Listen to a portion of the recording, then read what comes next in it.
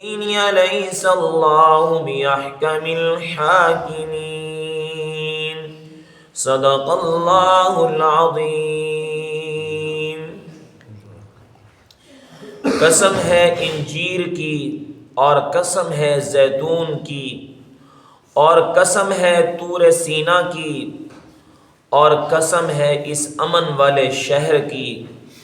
البتہ تحقیق ہم نے پیدا کیا انسان کو سب سے زیادہ خوبصورت انداز میں، پھر ہم نے اس کو پھینک دیا نچلوں سے بھی نچلا، مگر وہ لوگ جو ایمان لائے اور نیک اعمال کیے ان کے لیے اجر ہے بے انتہا۔ پس کوئی ایسی بات ہے جو اس کے بعد بھی قیامت کو جھٹلانے کے لیے ہو؟ کیا نہیں ہے اللہ سارے حاکموں پر بڑا حاکم؟ یہ سورۃ التین مکی سورت ہے۔ اللہ رب العزت نے اس سورت کے شروع میں 4 قسمیں اٹھائیں اور 4 قسمیں اٹھا کر انسان کے پیدا ہونے کو بیان کیا، انسان کی خوبصورتی کو بیان کیا۔ پہلی قسم اللہ نے فرمائی کہ والتین، قسم ہے انجیر کی، دوسری والزیتون، قسم ہے زیتون کی۔ اللہ نے انجیر اور زیتون کی قسم کیوں کھائی؟ اس کی 2 وجہ مفسرین نے لکھی ہیں۔ ایک وجہ یہ ہے کہ یہ دونوں درخت یا ان دونوں درختوں کے پھل اللہ نے ان کے اندر مخلوقات کے لیے بہت زیادہ منافع اور فائدے رکھے ہیں۔ یہ دونوں درخت کثیر البرکت اور کثیر المنافع ہیں، اللہ نے اس لیے ان دونوں درختوں کی قسم اٹھائی ہے۔ اور دوسری وجہ مفسرین نے یہ لکھی ہے کہ یہاں پر جو اللہ نے فرمایا قسم ہے انجیر کی، قسم ہے زیتون کی، در حقیقت اس قسم سے مراد ان جگہوں کی عظمت کو بیان کرنا ہے جہاں پر یہ درخت کثرت سے پیدا ہوتے ہیں۔ اور یہ دونوں درخت جو کثرت سے پیدا ہوتے ہیں، فرمایا وہ ملک شام میں پیدا ہوتے ہیں، اور ملک شام ایک عظیم ملک ہے، ایک عظیم جگہ ہے اس حوالے سے کہ یہ انبیاء کا مسکن ہے۔ بہت سارے انبیاء یہاں پر آئے۔ حضرت ابراہیم علیہ السلام بھی وہیں کے رہنے والے، حضرت ابراہیم کا مسکن بھی یہ ملک شام ہی تھا۔ بعد میں اللہ نے آپ کو ہجرت کرنے کا حکم دیا تو آپ ہجرت کر کے مکہ میں آئے اور آپ بیت اللہ کو تعمیر کیا۔ تو یہ انبیاء کا مسکن ہے، ان کا جائے پیدائش ہے، رہن سہن ہے ملک شام، اور یہ دونوں درخت وہاں پر کثرت سے ہوتے ہیں، اس لیے اللہ تعالیٰ نے ان دونوں درختوں کی قسم اٹھائی۔ اور آگے اللہ نے دوسری قسم اٹھائی وطور سینین، قسم ہے طور سینا کی۔ طور پہاڑ تو آپ جانتے ہیں کہ وہ پہاڑ ہے جس پر حضرت موسیٰ علیہ السلام چڑھ کر اللہ سے ہم کلام ہوتے تھے۔ تو یقیناً اس پہاڑ کی بھی عظمت واضح ہو رہی ہے کہ یہ پہاڑ بڑا عظیم پہاڑ ہے جہاں پر حضرت موسیٰ علیہ السلام اللہ سے ہم کلام ہو رہے۔ اور سینا اس جگہ کو کہتے ہیں جہاں پر یہ پہاڑ ہے، اس جگہ کی بھی عظمت ہے کہ جہاں پر یہ پہاڑ موجود ہے، جس پہاڑ پر اللہ سے اور جو ہے اپنا اللہ کی اور اس کے بندے کی ملاقات ہو رہی ہے۔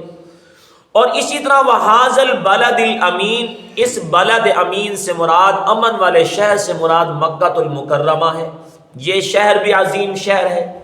تو معلوم یہ ہوا کہ اللہ نے ان کی عظمت کو واضح کرنے کے لیے قسم اٹھائی کہ انجیر کا درخت بھی عظیم اور زیتون کا درخت بھی عظیم، برکت والے، پھر جس جگہ یہ درخت کثرت سے پیدا ہوتے ہیں وہ جگہ بھی برکت والی۔ اور اسی طرح طور سینا، طور پہاڑ بھی برکت والا عظیم پہاڑ، اور جس جگہ یہ پہاڑ موجود ہے یعنی وادی سینا، وہ وادی بھی عظمت والی۔ اور وہذا البلد الامین، مکہ شہر تو یقیناً ہم سب سمجھتے ہیں کہ بڑی عظمت والا، یہاں پر بیت اللہ موجود ہے۔ ان کی عظمتیں بتا کر پھر انسان کے بارے میں فرمایا لقد خلقنا الانسان فی احسن تقویم، کہ ہم نے انسان کو سب سے زیادہ خوبصورت انداز سے پیدا کیا۔ انسان اپنی جسمانی شکل و صورت کے لحاظ سے بھی ساری مخلوقات سے عظیم ہے، خوبصورت ہے، اور انسان اپنے باطن کے لحاظ سے، اپنی جبلت اور فطرت کے لحاظ سے بھی ساری مخلوق سے عظیم ہے۔ اس لیے کہ اللہ تعالیٰ نے جو فطرت اس مخلوق یعنی انسان کو عطا فرمائی نا، وہ کسی اور مخلوق کو عطا نہیں فرمائی۔ اللہ تعالیٰ نے اپنی صفات میں سے کچھ صفات انسان کو عطا فرمائی عارضی طور پہ۔ مثال کے طور پر اللہ کی صفت ہے علم، اللہ بھی علم رکھتا ہے، اللہ نے یہ صفت علم انسان کو بھی عطا فرمائی، انسان بھی علم رکھتا ہے، اگرچہ عارضی طور پہ ہوتا ہے، موت کے بعد اس کا علم ختم ہو جاتا ہے۔ اللہ تعالیٰ کی صفت بصیر ہے، دیکھنا، اللہ دیکھ رہا ہے، اللہ نے یہ صفت بصیر انسان کو عطا فرمائی ہے۔ اور اسی طرح اللہ کی صفت سمیع ہے، سننے والا، اللہ نے صفت انسان کو عطا فرمائی ہے۔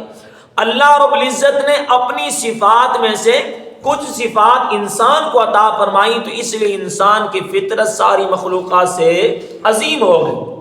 اور اسی طرح حدیث مبارکہ میں آتا ہے، حضرت انس رضی اللہ تعالیٰ غالباً فرماتے ہیں کہ حضور علیہ السلام نے فرمایا، ان اللہ خلق آدم علی صورتہ، اللہ نے حضرت آدم علیہ السلام کو اپنی صورت پر پیدا کیا ہے۔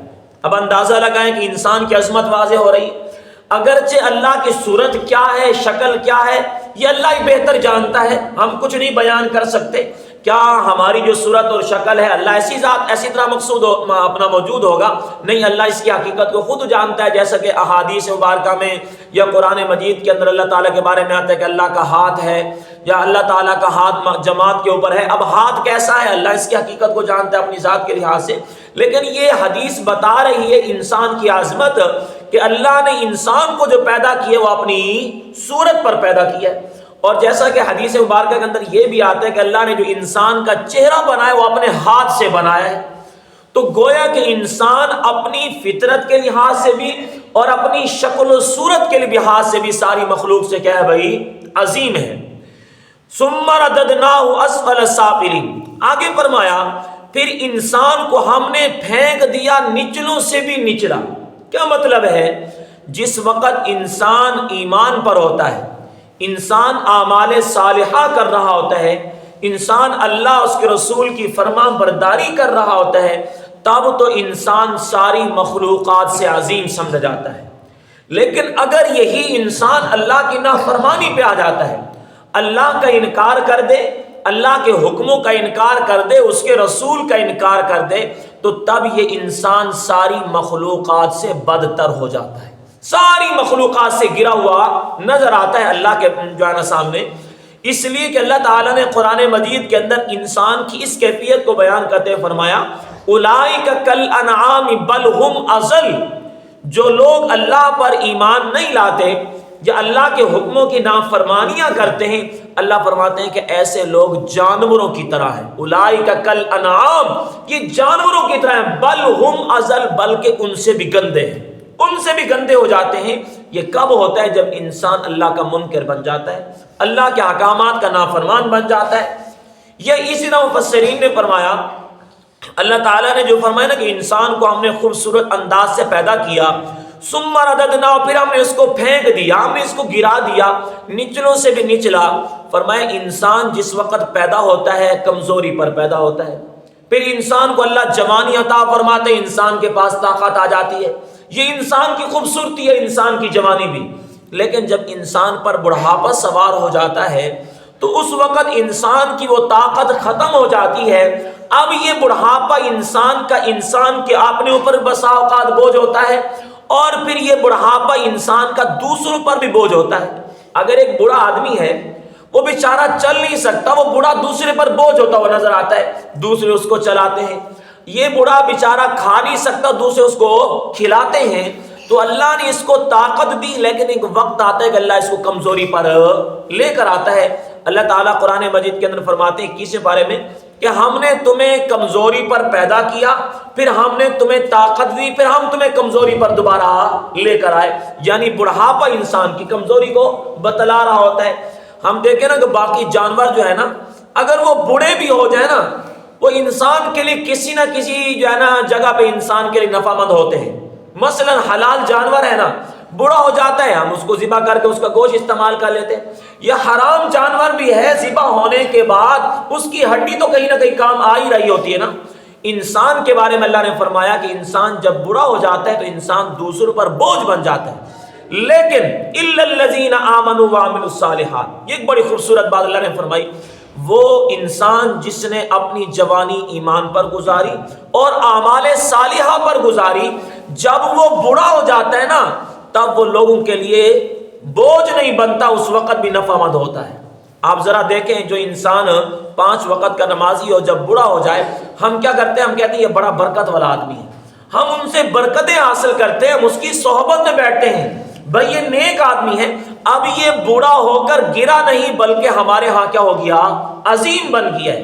یا اسی طرح فرمایا کہ جب انسان بوڑھا ہو جاتا ہے، اس کی جوانی ایمان اعمال صالحہ پر گزرتی ہے، حدیث میں آتا ہے اللہ کہتے ہیں حضرت کیا نام ہے ملک الموت کو اور اسی طرح باقی فرشتوں کو کہ اس وقت انسان کے اعمال اسی طرح جاری رہیں جس طرح یہ اپنی جوانی کے اندر کیا کرتا تھا۔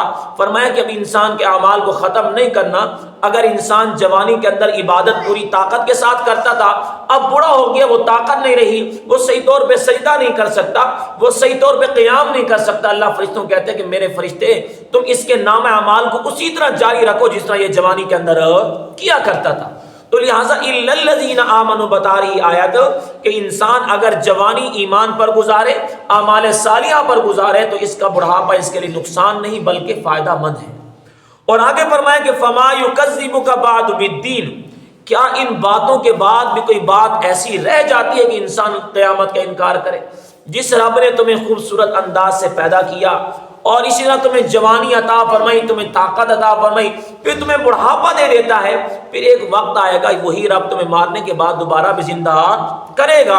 الیس اللہ باحکم الحاکمین، اللہ فرماتے ہیں کیا کوئی ایسا حاکم ہے جو اللہ سے بڑا حاکم ہو؟ یقیناً اللہ سے بڑا کوئی حاکم نہیں ہے۔ حضرت ابو ہریرہ رضی اللہ تعالیٰ عنہ فرماتے ہیں حضور علیہ السلام نے فرمایا کہ جب کوئی مسلمان اس آیت کو پڑھے الیس اللہ باحکم الحاکمین، اسے چاہیے کہ وہ گواہی دے کہ بلا وانا علی ذلک من الشاہدین، کیوں نہیں یا اللہ میں اس بات پر گواہی دیتا ہوں کہ تجھ سے بڑا کوئی حاکم نہیں ہے۔ یہ ہر مسلمان کو چاہیے کہ وہ اپنی زبان سے یہ جملے کہے، اور تمام فقہاء اور محدثین نے فرمایا کہ یہ مستحب عمل ہے کہ مسلمان کو اس آیت کے سننے پر گواہی دینی چاہیے کہ بلا وانا علی ذلک من الشاہدین، یا اللہ میں کیوں نہیں گواہی دیتا ہوں تجھ سے بڑا کوئی حاکم